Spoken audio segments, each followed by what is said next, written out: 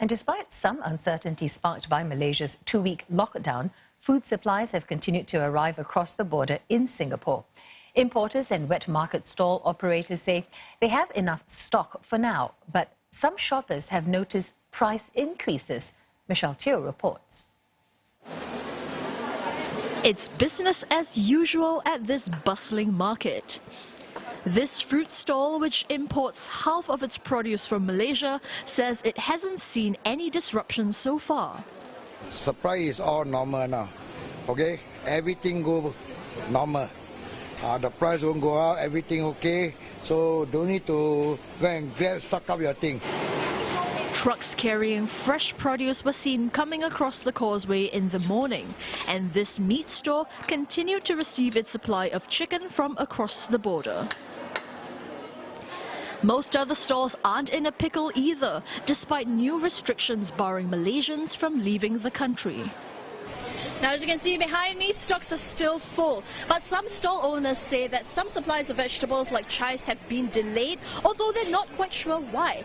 So they've turned to importing from countries besides Malaysia, like Thailand and Indonesia. But they say that prices may vary.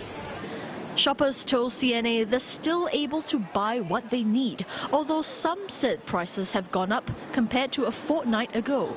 Tadi bawa $9, selalunya kalau usual price is about $4. For most, they're prepared to fork out more. In fact, this restaurant has been paying more for its vegetables since mid-February.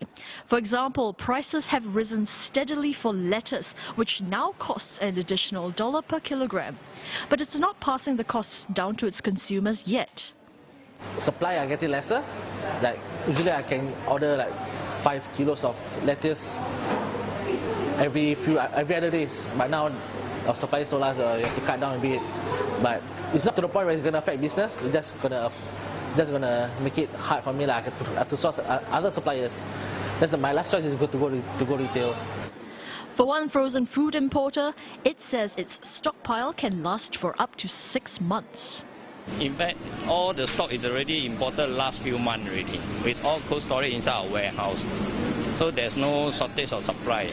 For this few days, because of this Malaysia case, out of sudden, that's why maybe this few days the crowd will be more than about 30% compared to normal day. But then I'm sure 1 week later, when it cool down already, it will go back to the normal.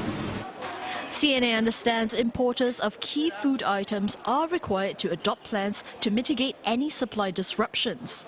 The Singapore Food Agency says the country currently imports food from more than 170 countries or regions, and the target is for Singapore to produce 30% of its nutritional needs locally by 2030.